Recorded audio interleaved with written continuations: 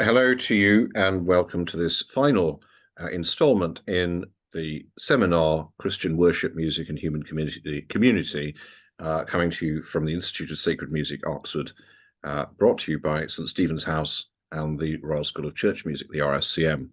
Today, our speaker is Caius Lee of Worcester College, Oxford, who is Director of Music there. He's just coming toward the end of his second term in post. It's a delight to welcome him to this seminar because he's my colleague in the chapel there.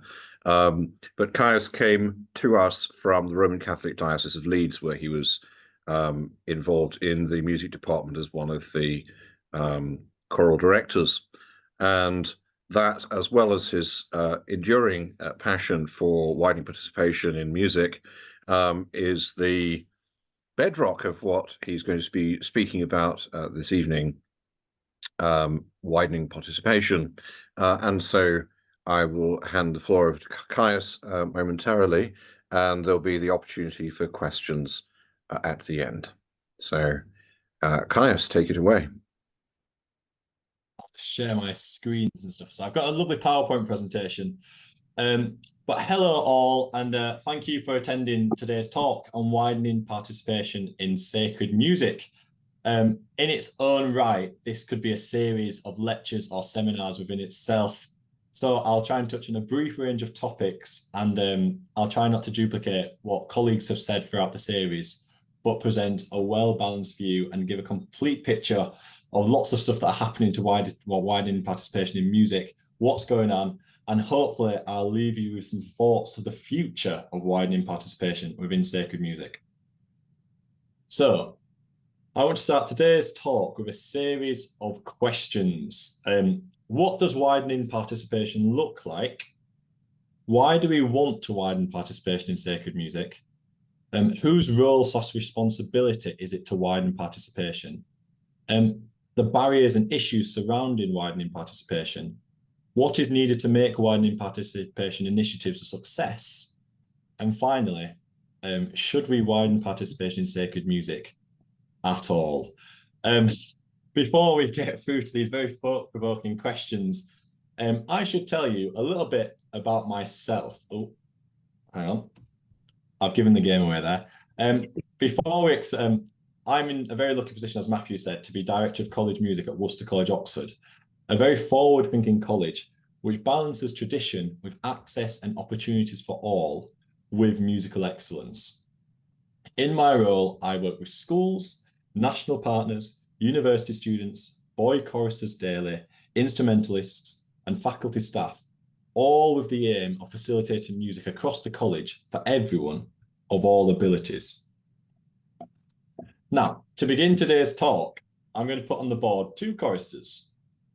And I'd like you to all independently choose which one you'd want in your choirs or church communities or churches. So chorister A has low English skills, cannot sight read, poor discipline, suspended from school, a truant, a lack of respect, tone deaf, moody and has an attitude problem, unrecognised potential, sporty, driven and hungry to succeed, but not shown so far. Chorister B sounds lovely, doesn't it? Don't they? Respect for tradition, others and those in authority, takes care in their appearance, disciplined, turns up on time, the right attitude, musically gifted, plays other instruments, lovely personality and a person to be around, sings all the right notes, prepares, helps others, and is an exemplary role model. If this was a TV show and not a talk on widening participation, we'd cue an interval there for what some call dramatic effect. Fortunately for you tonight, Matthew has told me I've got to be on the time and we don't have time for an interval. So there is no ad break, but we'll plough on to our first important question. What does widening participation look like? There are lots of models for widening participation, both secular and sacred. And as I said, this could be a talk in itself. There are lots of models because of the decline of music in schools, which has been very well documented, and the reduced funding for music hubs, which means there's less state-provided opportunities to engage with music. The short answer, we could go into the proposed baccalaureate, Brexit, etc., etc. But I'm just going to try and avoid all that today. Because of the decline of music in state schools and the funding, charities, churches, and private enterprises have had to step in to start their own widening participation schemes. And like the capitalist market, there's lots of differentiation and competition within this. And that has meant that all these models are unique and wonderful with different aims and objectives. One of the most successful models, in my opinion, and is the largest church music program in the country, is the Diocese Leeds School Singing Program, which has 6,000 children singing a week. And using the Leeds model, the National School Singing Program was given a transformative grant of £5 million so that every Catholic cathedral could work within a similar model. And now it's just been extended to 6 Anglican cathedrals. It's an investment in faith and people, providing a new ecosystem and jobs, all with the aim of inspiring the next generation of singers, and is an excellent example of how, through combined thought and working together, we can improve music within our schools, working with children to inspire a love for music. However, the model currently started within Catholic schools to provide weekly singing sessions, supplementing the music curriculum, engaging children within the parish community, and developing future musicians. These schools are often in deprived areas where aspirations are low, and many children receive free school meals, and their families often cannot afford extracurricular activities. The Diocese of Leeds model, which is extended to the National School Singing Programme model, employs high-calibre professional choral directors. Maybe I'm biased because I did work there for 2 years and 2 years before university. But anyway, high-calibre choral professionals who work with the children weekly. So we're not going in there for a one-off session and then leaving. Week in, week out, we are in those school communities and we become a part of that school. Talented pupils are then signposted to a network of area choirs where skills can be nurtured and opportunities provided throughout their school years. I was conducting scholar and organ scholar there from the age of 17, and I spent my gap year working in an area of very high deprivation in the area of Chapeltown. I also wrote my dissertation on sustainable singing programmes using the Diocese of Leeds as a main model and how to run a national singing programme.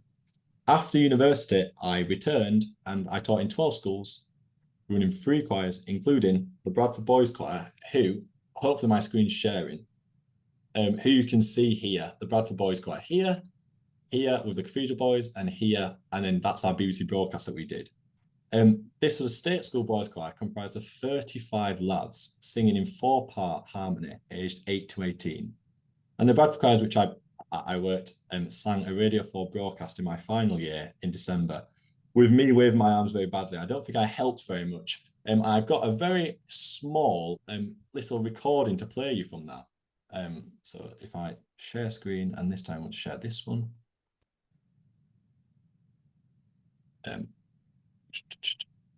From that. So this is just a little extract of a piece that we commissioned called Jubilata Deo by Daniel Justins.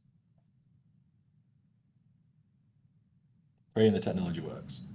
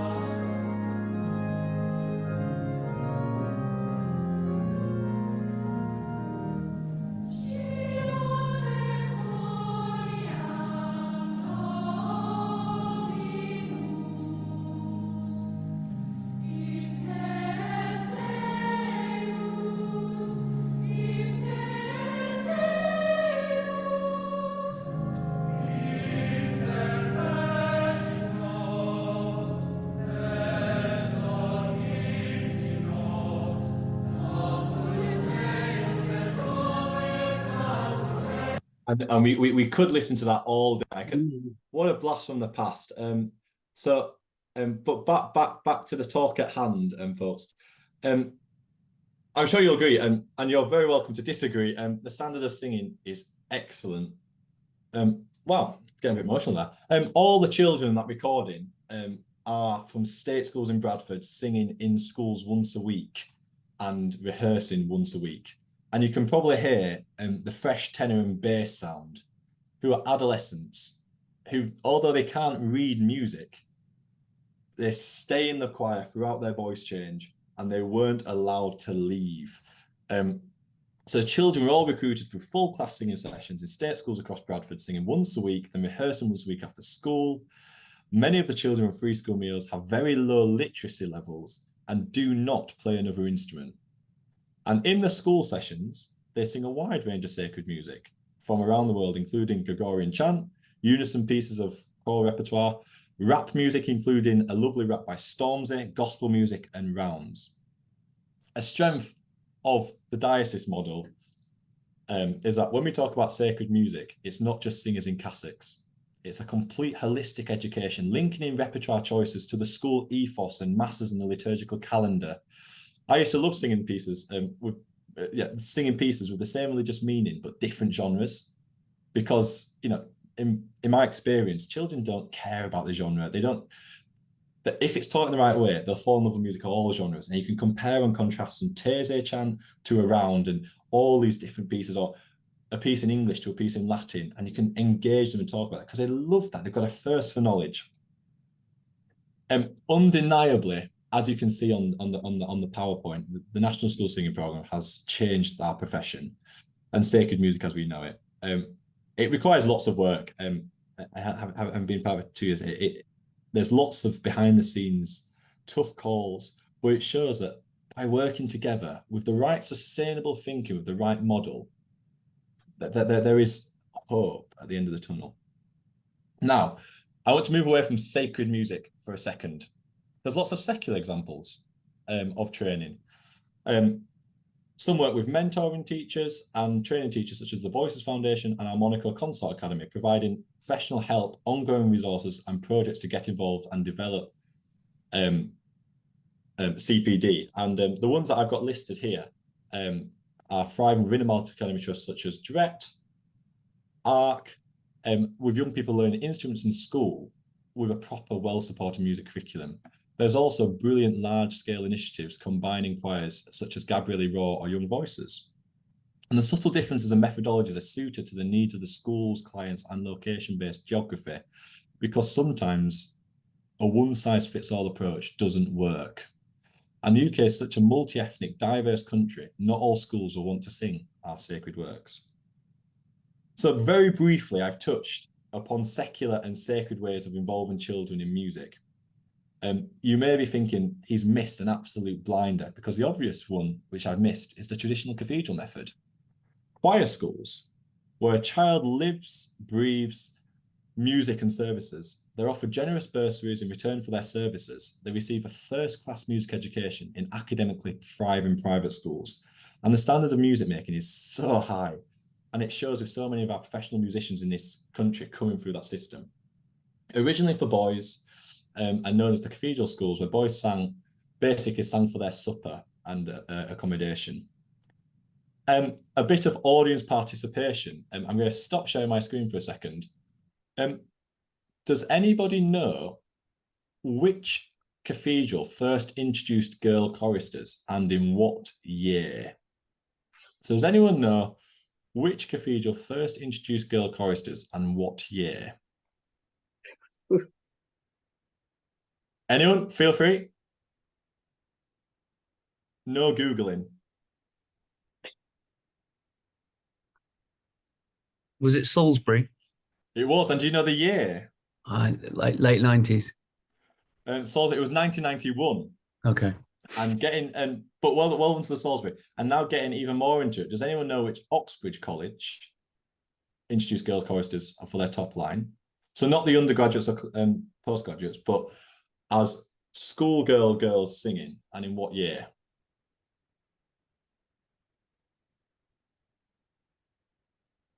So I'll tell you the answer. The answer is 2008, and it was St. Catherine's where I did my undergraduate. And does anyone know at what stage did Oxford replicate it?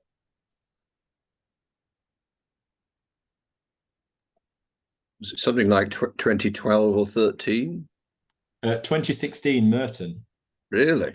So just to digest that bombshell that I've just left everyone with, Salisbury Cathedral was the first cathedral to have a girls' choir in 1991, Cats 2008, and Merton, in 2016.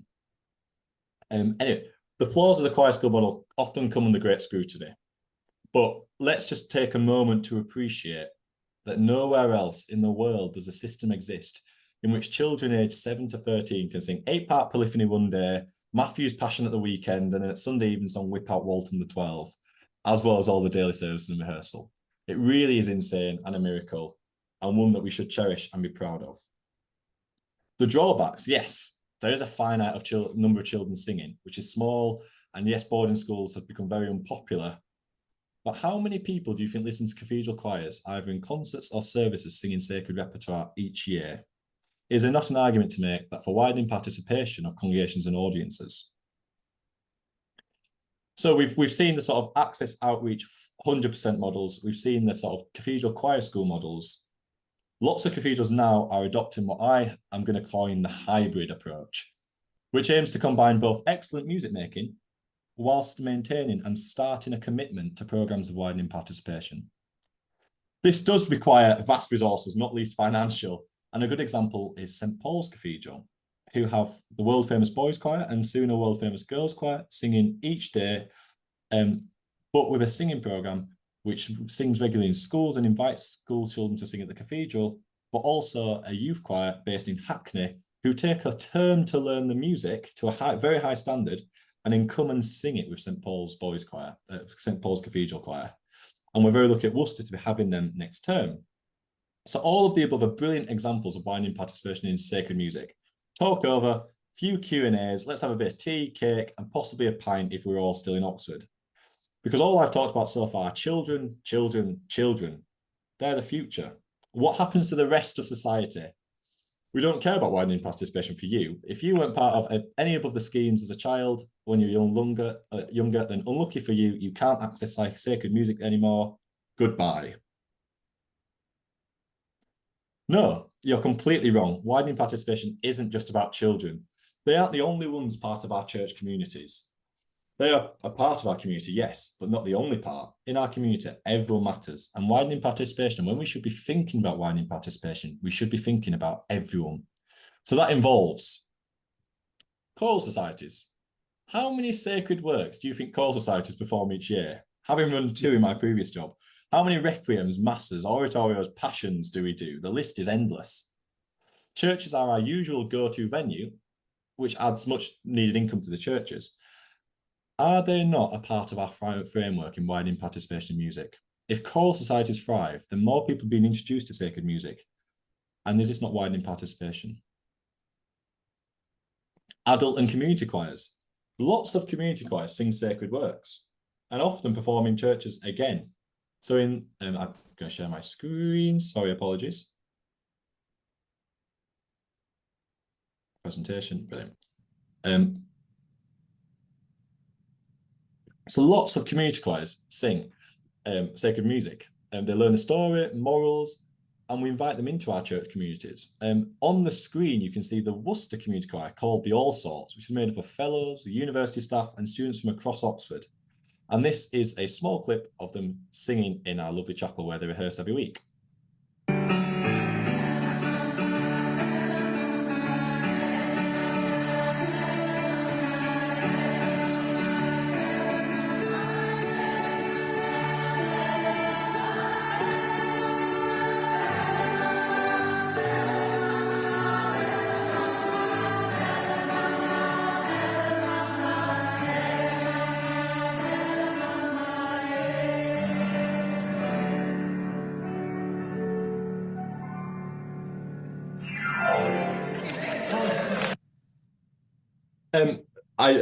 Probably a bad example to show because it wasn't a sacred piece, but we do lots of sacred pieces. And as you can see, we rehearse in our beautiful chapel at Worcester.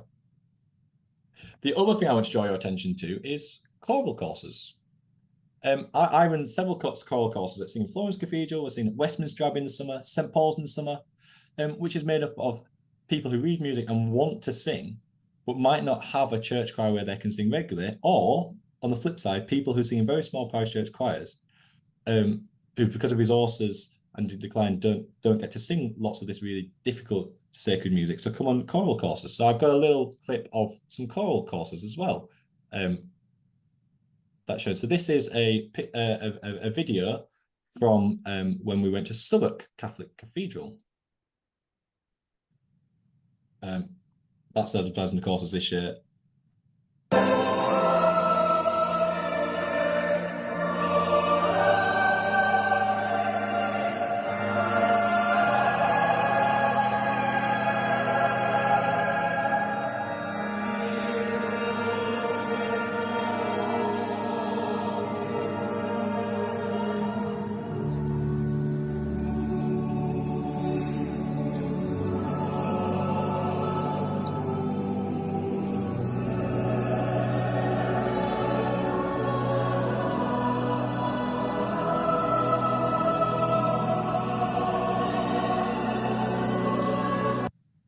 So widening participation doesn't just have to be daily or with children. It can actually be on choral courses, through our community choirs, through our churches, but also a big one is our university students.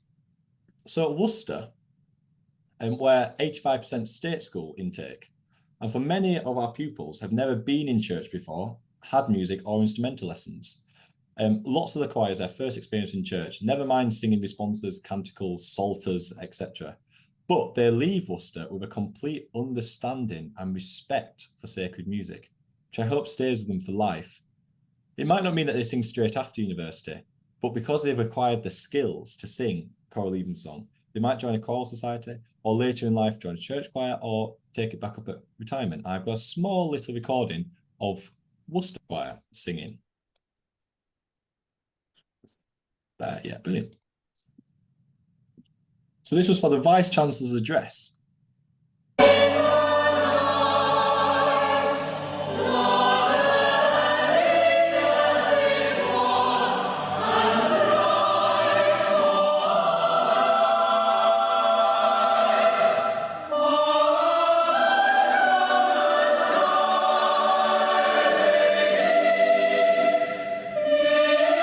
I'm just going to stop there. So as you can see, in the choir, we have Sikhs, Muslims, Jews, atheists, Christians, because sacred music is ineffable.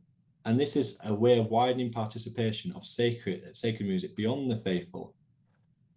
The other way that we can engage, taken away from classical and choral music, I went to Prague over the Christmas holidays, and to not bore you with a long story, for various reasons, I went to Mass in the morning and went to the church where I overheard a conversation between a violinist and a trumpet player at High Mass, who the organist had come down with the flu and couldn't play.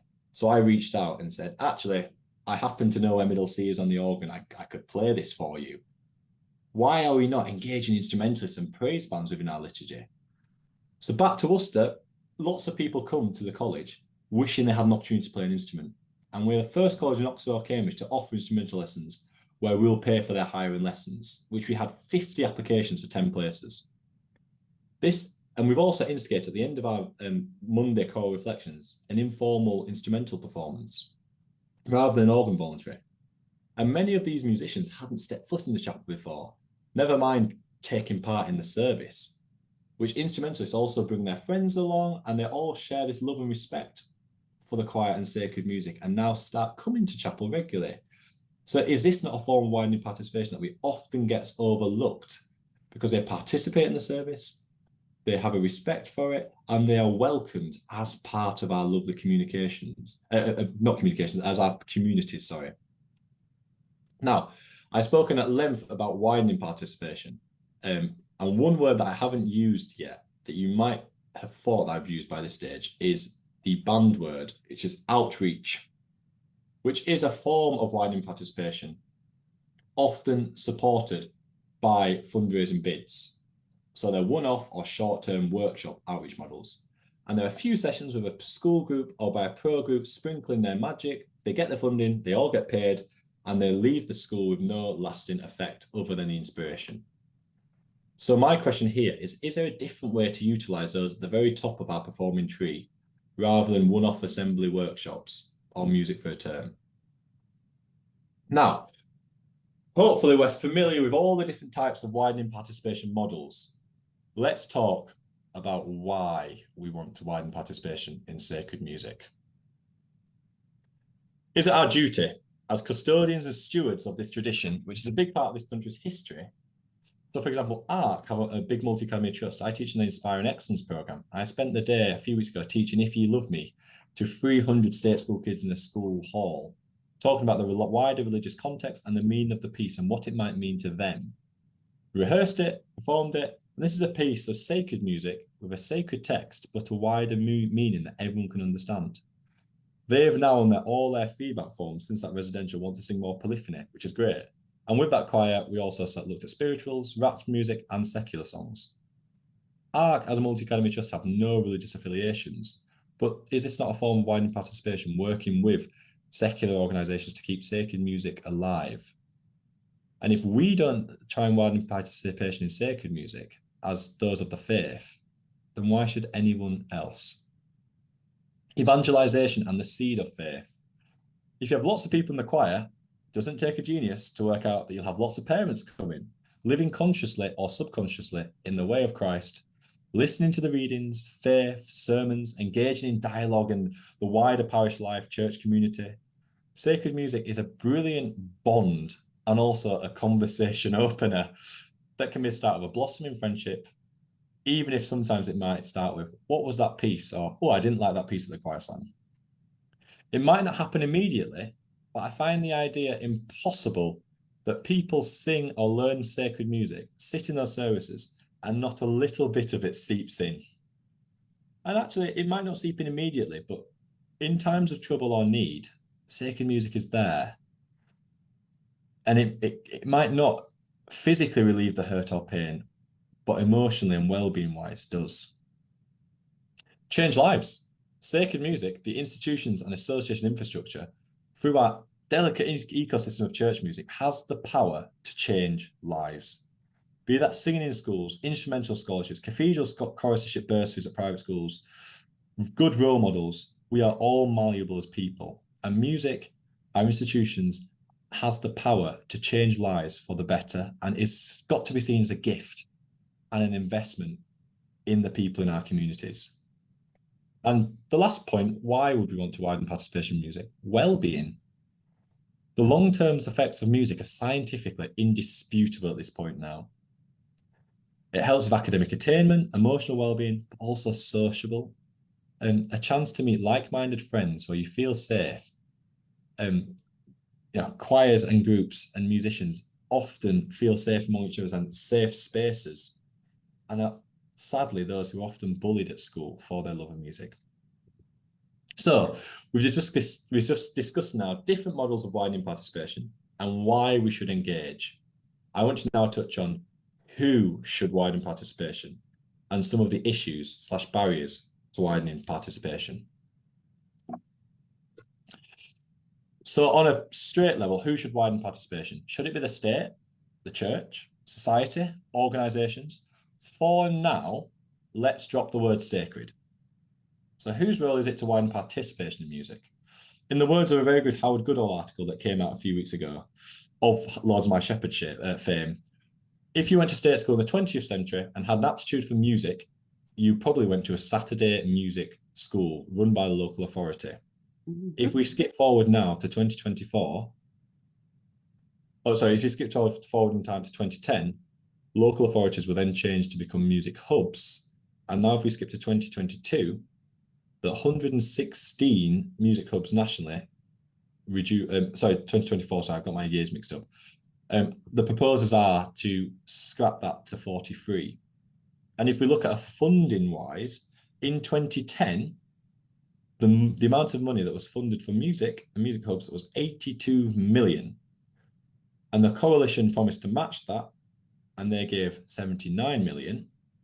What is the funding for music hubs today? Well, as you can see on the board, it's still 79 million, which sounds good, right? There hasn't been any money lost in funding for music. But for those 43 hubs now, the proposed 43 hubs have to not only do the work of the 116, but also we've completely disregarded inflation. So in real terms, if we're keeping up that 79 million number, it should be at 120 million pounds funding for music hubs. So actually, it's a 41 million pound loss.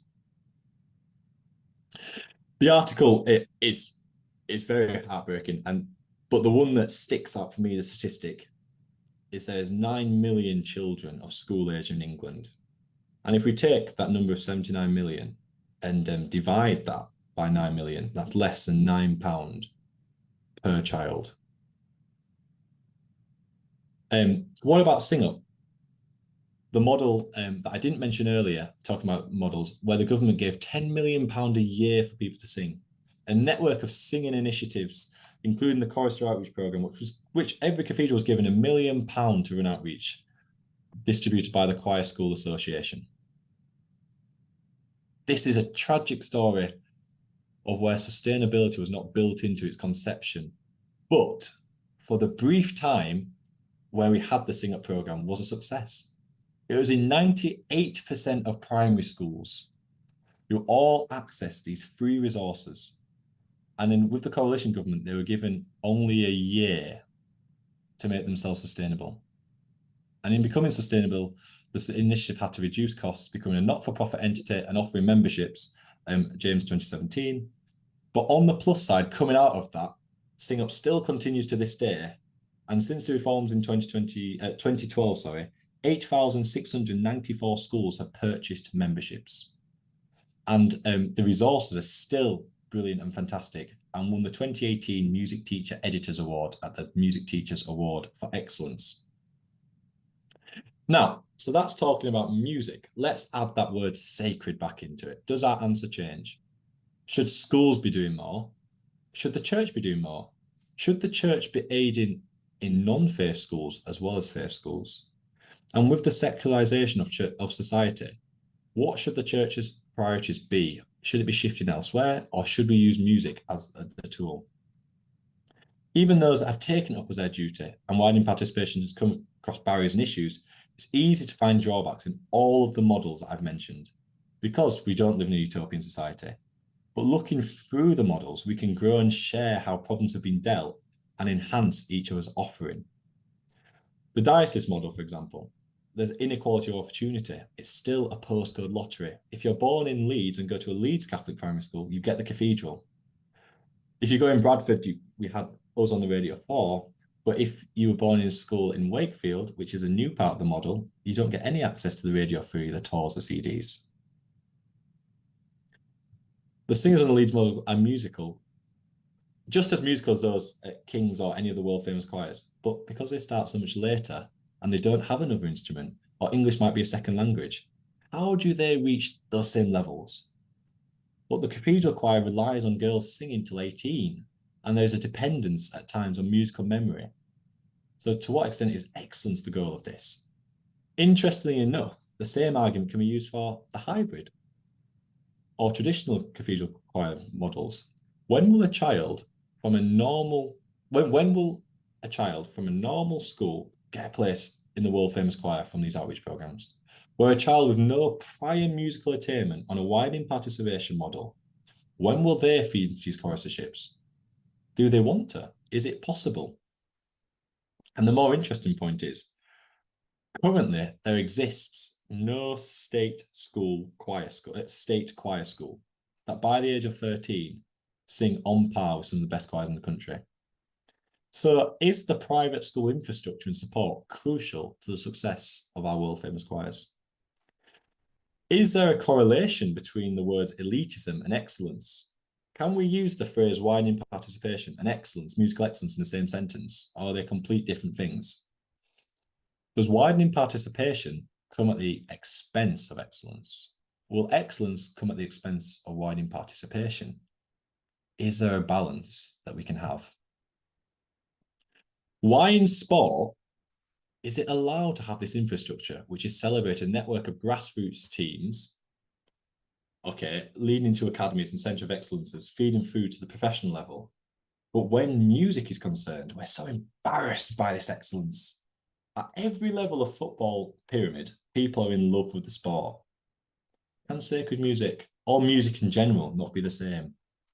What happened to the flourishing network of parish church choirs, choral societies, school choirs? With secularization, is sacred music doomed to fail, lost like the great city of Atlantis or the fall of the Roman Empire? Should we even bother widening participation in music? Or should we just consolidate what resources we have and try and survive, pouring all our resources into churches and diminishing congregations? Where does sacred music fall on the priority list when the future of music and musicians look so bleak in this country?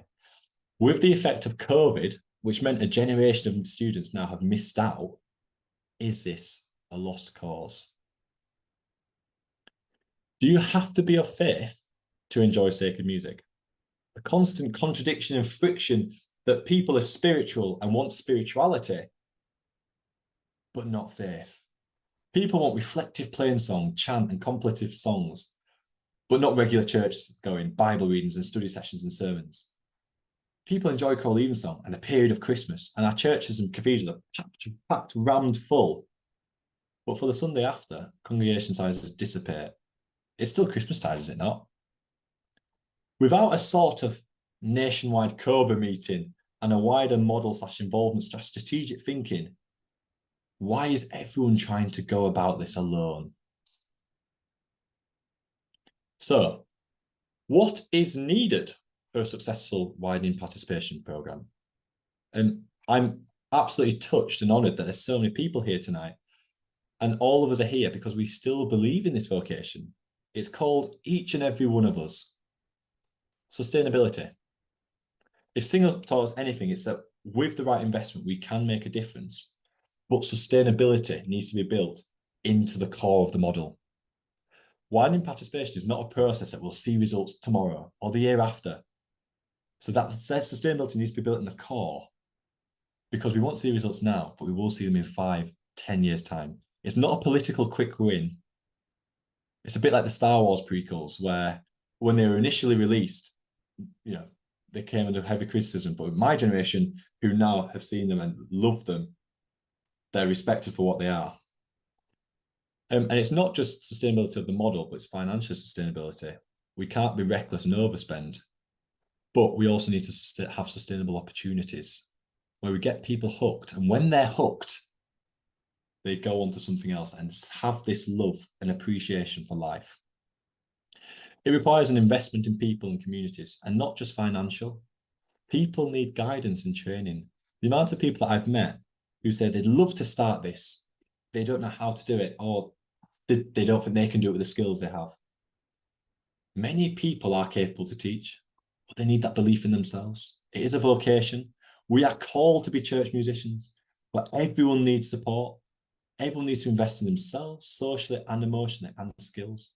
And our communities need to feel valued and heard.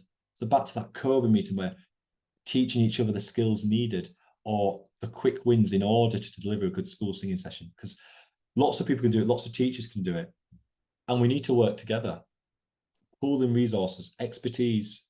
We need to work together as a community and as a wider community. So those choral societies, youth groups, General Synod, Catholics, Anglicans, musicians, clergy, professional groups, instrumentalists, educationalists, those at universities, we all need to work together, particularly in the education level, to give the students the skills they need to thrive. We need to listen to everyone's viewpoints. And the last one, which I've not put on very strangely, which is the most important point, I think, resilience and perseverance. It's really hard. Widening participation is hard. It's not easy. And some days it's exhausting. And some days we wake up and think, why am I doing this when I've got this meeting or this blockage or this red tape? But we need to breathe and think about the bigger picture. And that resilience and perseverance gets us through. And we need the opportunity to make mistakes, because part of that resilience and perseverance, we will get things wrong. things won't go according to plan. I first set up a children's choir at 15, and if I could tell you the mistakes I made, but well, we've got to have those opportunities to make mistakes, and we've got to have that perseverance to try again, and next time make it better. So, to round up, finishing my talk, back to our two lovely choristers, chorister A and chorister B. Who chose, out of interest, chorister A?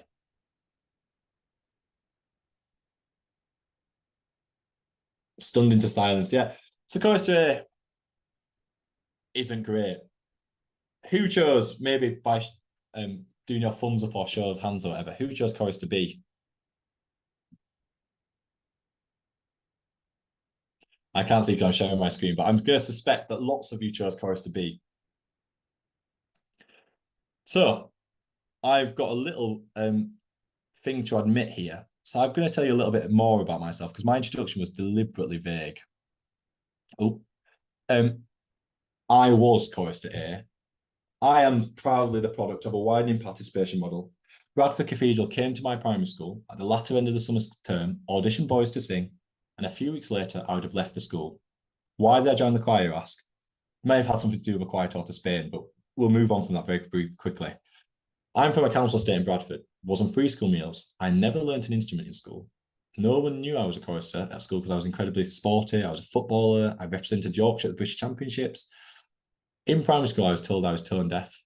I was incredibly troublesome. My mum's got so many hilarious stories to say from this. To the extent, I set up a children's choir, as I said, at 15 and rang my old primary school to give some workshops. And they said, this is brilliant. A Cambridge student coming back to deliver some primary, this is brilliant. And then I heard on the other line, the head, and said, oh, which student is it, by the way? This sounds brilliant. Which student? And she said, oh, by the way, what's your name, sweetheart? I went, oh, Caius Lee. And then I heard, oh, Caius Lee. And then I heard, no, not lying, I heard, oh, phone down, I'm not here. And then the secretary went, oh, can I leave a message and we'll get back to you? So that's the extent that I was chorister A. But through singing and music, I had the opportunity to become chorister B. Being a chorister was the greatest privilege of my life. And yes, it was hard. Yes, there was days where I woke up on a Sunday morning. I didn't want to do Harrison F or Blessed Be the God and Father Wesley. And yes, we sacrificed a lot as a family. But I was incredibly lucky and privileged. And only at the time, I didn't see how lucky and privileged I was. But looking back, I see that. So I was chorister A, which is actually lucky because of the postcode lottery. Bradford Cathedral didn't have a choir school, and they went out into schools and they didn't have a singing program. So call it divine intervention. But I became chorister B. And although I don't sing anymore, I do wave my arms, but I realized how lucky I'd been. But somebody took a chance on me and allowed me to be chorister A. And through starting as chorister A, I was allowed to become chorister B. But I'm not chorister B anymore. Because through all of this, I was allowed the opportunity to make mistakes and thrive. So now, I'm chorister C. Who is chorister C? Strives for musical excellence while dedicating opportunities for access and working with those less fortunate. Works with a range of musicians, instrumentalists, clergy, using skills and privilege to enhance and inspire others. A strategic thinker, because in the 21st century, we have to be. I take out the word accomplished. I'd put organist, pianist, and choir trainer. Respect for others across music, across our churches, across our communities. But most importantly, I understand the privilege and opportunities I want to give back. And I'm sure many of you in this room have a similar situation where you are chorister C. So let's work together to widen participation in sacred music. Because despite the narrative, the future is bright, and we have it within ourselves to make a change. Maybe not for our generation, but throughout all generations. Thank you very much for listening to this talk, and MCS for this lovely opportunity to speak to you all. And I think now if there's any questions, I'm very happy to answer any. I'll stop sharing my screen. Thank you very much, Caius. That's brilliant. I'm sure there are questions from the audience, but perhaps I'll begin with one. I want to go back to the question of or the fact that you mentioned an embarrassment about the sacred and the in a secular age, the God Squad is not just unpopular. That in some sense, that there's a desire to go so far away from it as you can. So, what's the role of the church or church institutions in changing attitudes and removing this embarrassment? Well, it's very two different answers there. If you go to a secular school or a sacred school, but even so, I worked in the sacred schools across Bradford Catholic schools, and I had two boys in the boys' choir who were high school. They were year 9, very sporty lads, brilliant guys. But on a Thursday, when choir practice used to take place after school, they used to hide in the toilet and they used to tell all their friends they were going to basketball practice. But actually, what they were doing was learning Mozart masses with me to sing on Sunday. And there was a certain argument of kids will be kids, and kids are cruel. Yeah, but as church leaders and communities, we can instill an ethos where that isn't the case.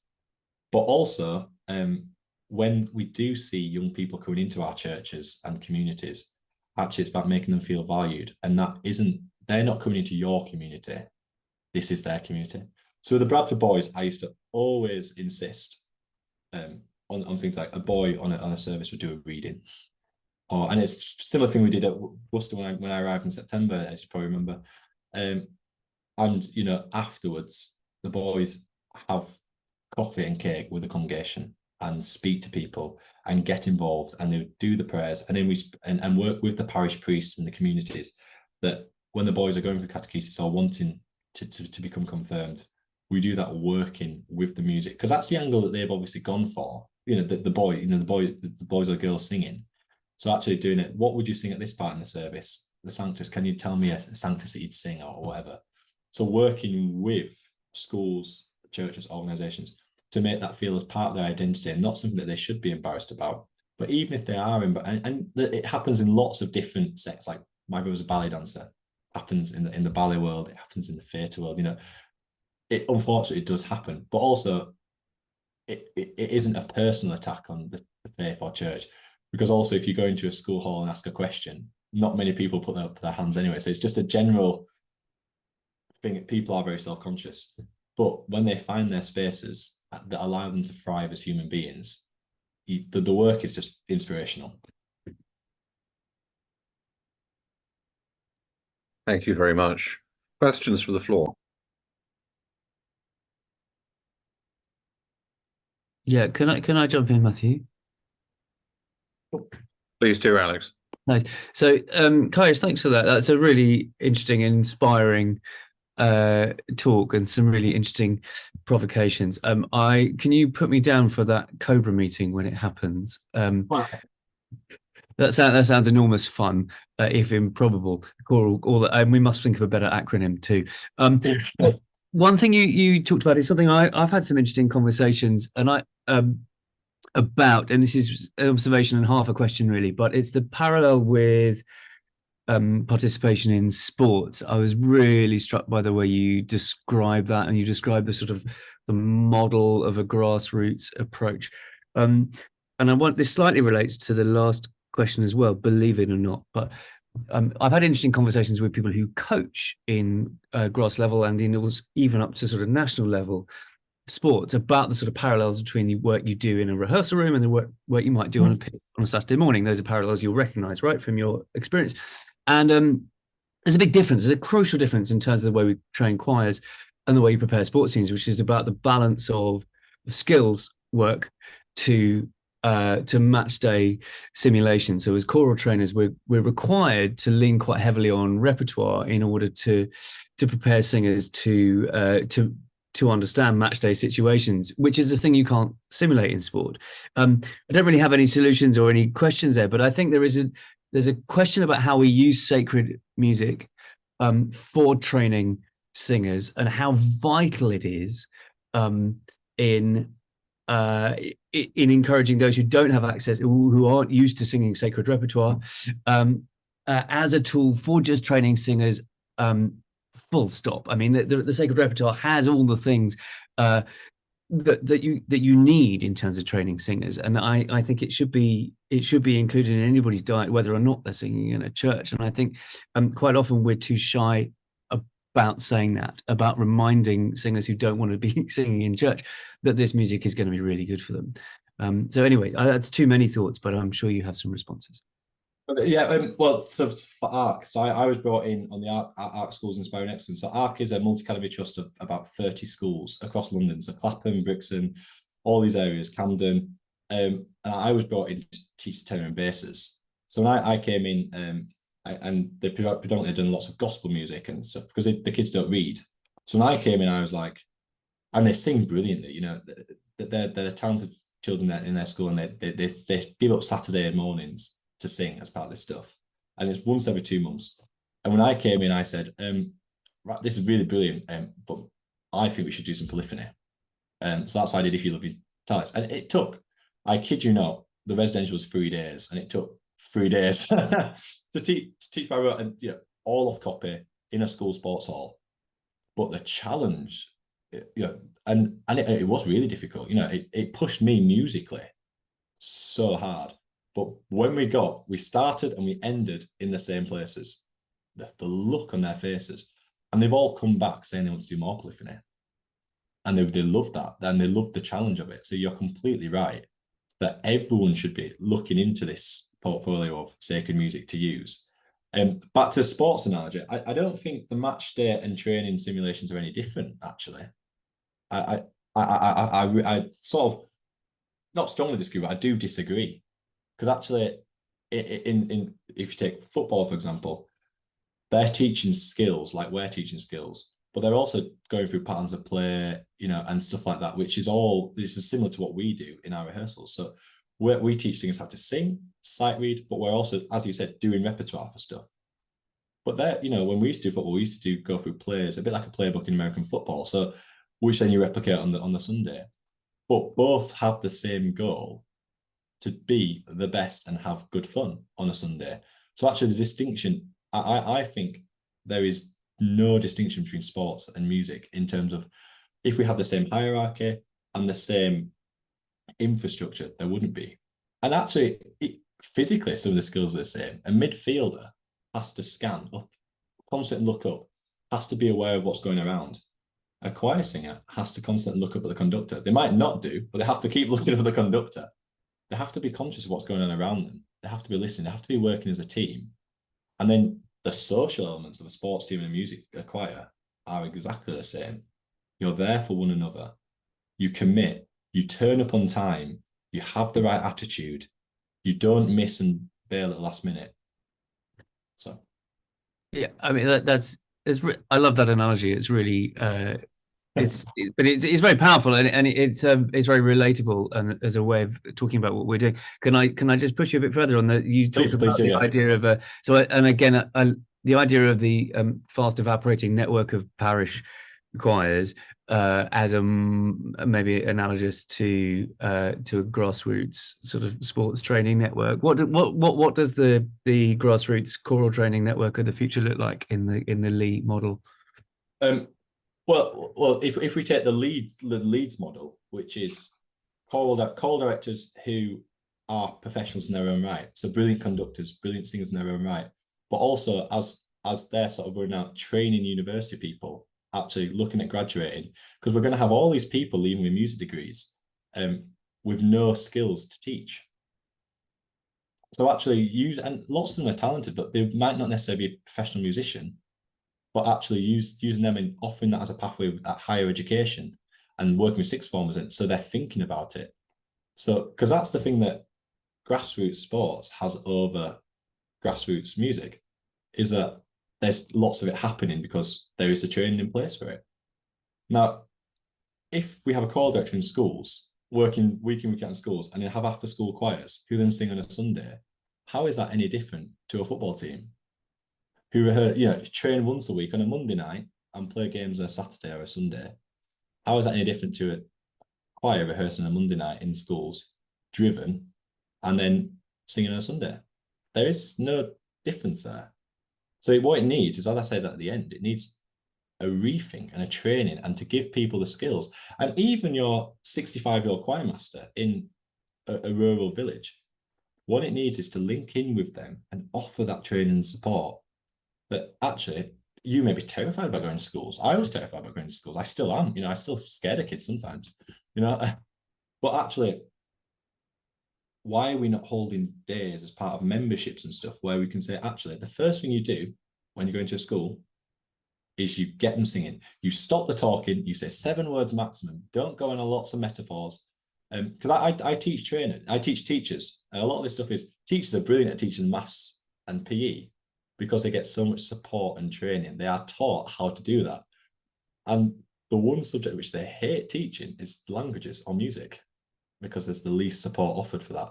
So why are we not going in there, even on all the PGCE courses across the country for primary school teachers and secondary school teachers, saying, this is the music module. You've got to teach it as part of the curriculum. It's there in the curriculum. It's there in black and white. This is how you teach it. This is how you use those resources. This is how you become completely comfortable in it. This is how you run a choir. Oh, by the way, we will do all your planning for the choir. So this is the piece you do this week. This is the piece you do this week. And at the end of the term, you have a concert.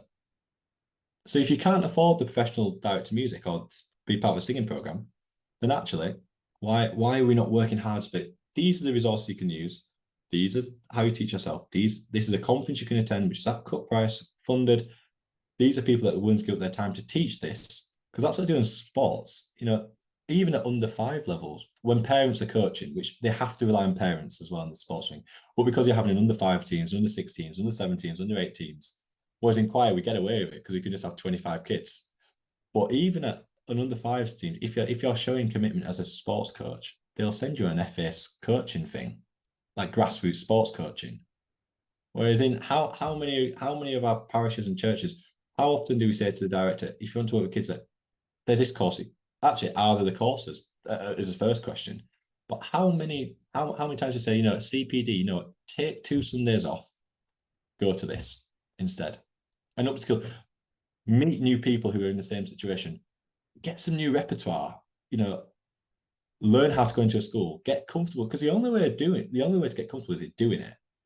My first school sessions were awful. I mean, if you could all sit in there, they were absolutely terrible. But only by doing it and with people sat in, being like, oh, by the way, that was really good what you did there, but you need to do this next time. That's the only way we get better at this stuff. It's like piano. We wouldn't expect you to just pick up a piano and go play, Mozart piano concerto. No, you need training. You have those regular lessons. You have those check-ins. Even when you've finished, you have those check-ins. You have that CPD. So, but that's what sport has. All my athletics coaches went on constant, courses, going up levels. So my high jump coach was like a level 5 at the end of stuff. Music, we don't do that. And we have a lot to learn from the sports model. Yeah, thank you very much. I really appreciate that answer. It's very thoughtful, especially to think about it. I think not upside down, but I think too often we see the problem is making children sing or bringing the youngest in, which of course is essential. But of course it's about provision of people seeing and having access to people who can guide them and train them. And actually, it's about a lifelong training system, which is I relate to that, and I think you're talking a lot of sense. I appreciate your time. Thank you. Any other questions?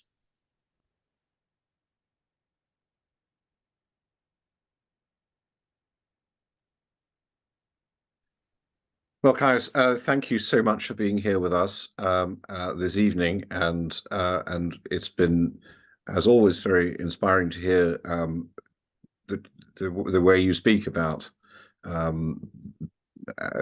this particular corner of music and singing together, and this brings us sadly to the end of this term's programme for the Institute of Sacred Music, Oxford. Stay tuned for news of next term's programme, and we'll circulate that to the mailing list and in other ways.